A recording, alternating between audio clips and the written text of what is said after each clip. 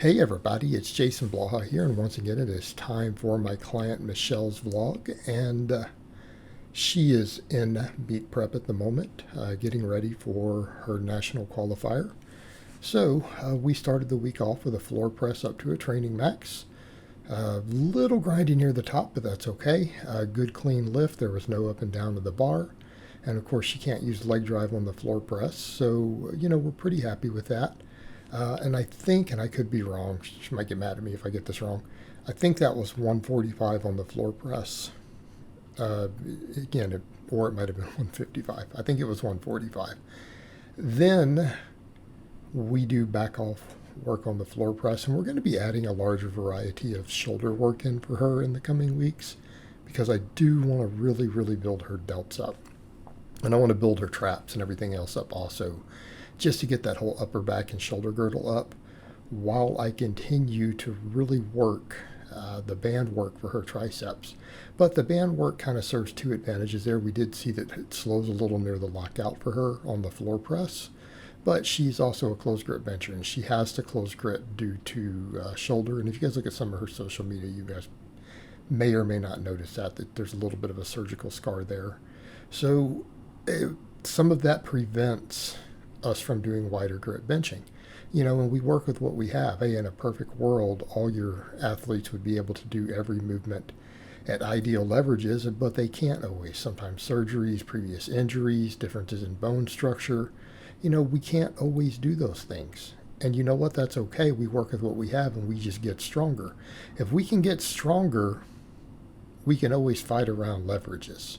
We can always fight against leverages if we just get stronger. And we can't use it as an excuse. And we can sometimes, I've been bad about doing that with my own bench. There comes a point where we have to just suck it up, and say, okay, this is what we have to work with. Let's get good anyways. All right. And so that's what we do with her on that, and we just have to train her as a closed grip bencher, which means that we don't treat it as an assistance movement. It is a main movement. So all of our supplemental work is geared around that. Of course, she does right now for the upper and middle back. We're doing neutral grip pull-ups, again with a narrow grip because, again, it's easier on her shoulders. It works much better. And she can't do incline benching, by the way, for those who ask. It actually hurts her. It's physically painful. But she can overhead press. So we overhead press.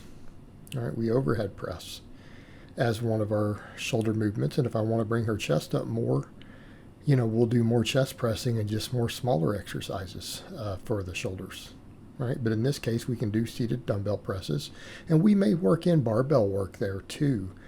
Some people have said, well, or some of my lifters have had people ask, some of my other clients will ask, well, you've got me doing a seated press with a barbell, and I see these other people in these vlogs doing the dumbbells.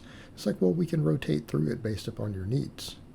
In her case, that free moving dumbbell, because of some scar tissue and cartilage going on in that shoulder area, it really seems to allow her to move freely in a way that she can do pain-free, so she can find her own groove easier. Sometimes with a barbell, we're a little more fixed. With the barbell, we have the advantage, of course, of being able to do more weight, which is nice from a tension perspective, but again, we're working around things. Plus, some of my people, we like to rotate them anyways. And then, of course, she does her band press downs, which you guys know I love these. They brought my closed grip bench up a lot, recently. They played a massive role. So she does the seated dumbbell presses. She does plate front raises. We do banded press downs. And, of course, we're going to add in some other dumbbell work for her shoulders in the coming weeks, which you guys will see. All right, max effort lower day. Safety bar squat against pins. So that was a deep pin squat. She went below parallel. We come to the pins and then drive up. She got 235. All right, that's a very hard variation. That is one of the more difficult variations of the squat. I'm not going to say it's the hardest, but it's difficult. Same here. This week I had her pull off of a low pin, so mid shin rack pull. Again, less than she can deadlift. She uses a lot of quad drive, right? She uses a lot of quad drive when she deadlifts. And I took that away from her on that max. All right, we took it away and forced her to grind through, it's kind of going to be a sticking point for her potentially, right? So it can be nice to test those things and still force yourself to pull a heavy weight from that dead stop in a different position. And I think she got 285 on that, I believe. All right.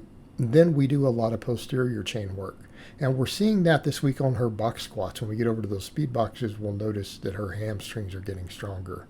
So what are we doing? We do safety bar good mornings. You guys know I have a love-hate relationship with these myself. A lot of my lifters do too. Some people hate them. Some people are like, they're cool with them because they at least like that because it lets them use a slightly lighter weight on their back. But others, it's just like, it just kills my neck and upper back. And then she does glute ham raises, which I didn't put the footage in from day one because this is going to run really long. So we got to kind of pick and choose footage a little bit because I had something like 15 minutes of footage for this vlog. So we trimmed it down a little, took those out. And then she does reverse hypers. But you guys, again, common theme there. Glute ham raises, reverse hypers to finish leg days. Yes, please. Again, hard to go wrong with those. It's almost lazy programming because almost every lifter, unless they're very, very elite, will tend to get stronger if you finish with those two movements. They're almost guaranteed to address the most common weak points, right? I'm not saying they always will, but it's going to be, for most people, it will. All right. Dynamic effort upper, we do speed bench with chains. And yes, we'll be rotating in some bands here soon. I wanted her to get used to using chains for a couple waves, which we're doing. And again, it's all closed grip. In her case, we don't rotate the grip like a lot of my people. Like you guys always see Mikey and everyone else, they'll tend to, we rotate grips on those. And we rotate bands and chains. In her case, we stick to just the closed grip for the reasons we already discussed. Of course, on this day right now, we're doing the seated presses and the plate front raises again. But we'll be rotating that around a bit coming up because, again, I want to get more movement variation in. I want to hit different parts of that shoulder. I want to really, really bring that area up for her because that is a difficult area to build for your drug-free women, right? It's very, very hard to build shoulders on them. I'm not saying it's impossible, but anyone who's coached women who are not using any androgens, it's tough. Like, you have to put in a lot of work to build delts, a lot. So for women, that's usually either a dead giveaway that they're blasting gear, or it's a dead giveaway that they have worked their ass off, right? So we then come over, we do that, then we do more of the band press downs, which again, we kill two birds with one stone here. We build the tendons so that we can eventually do heavier tricep work. Because she has the closed grip only, I'm very reluctant to throw in things like J-arm presses and stuff until I am 100% sure that we have really built those elbow tendons up to handle it. Because otherwise we run into an inflammation problem. You know, particularly if she's going to be this close to a meet. The last thing I want is to start inflaming those tendons. All right, speed squats. Notice she's almost coming off the back of the box. Using the same closeness to the box she was previously using and much further up. All right. Lifters who know and coaches who know, the experienced box squatters all know what happened there. Her hamstrings got stronger. So now she sits back further under control.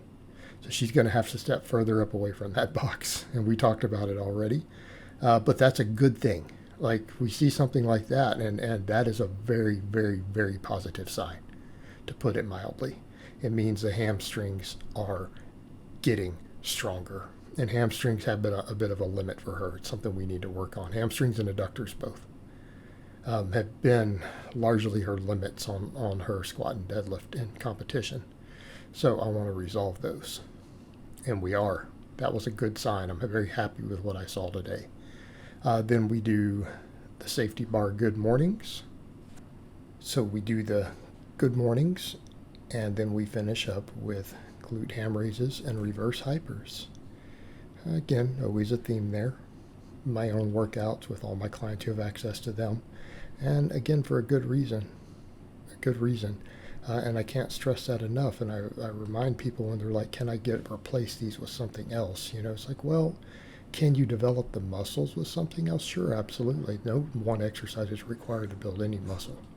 All right. there are very definite advantages to these devices. Right? There's a reason the best strength gyms all have them. There's a reason I personally have bought a pair. I've spent my own money on them. You know, it's not arbitrary. They're just that good and that useful. Right? They streamline so many things with your training. They just make your programming so much smoother and easier. They make recovery better, and they just bring so much to the table for your posterior chain, low back, everything, especially when these two things are combined together. So there's a reason Rogue now sells some really high-end combination kits, right? Because they know what they're doing. All right, guys, well, that's really all I have to say on that today. I hope it's been informative, and I will talk to you guys next time.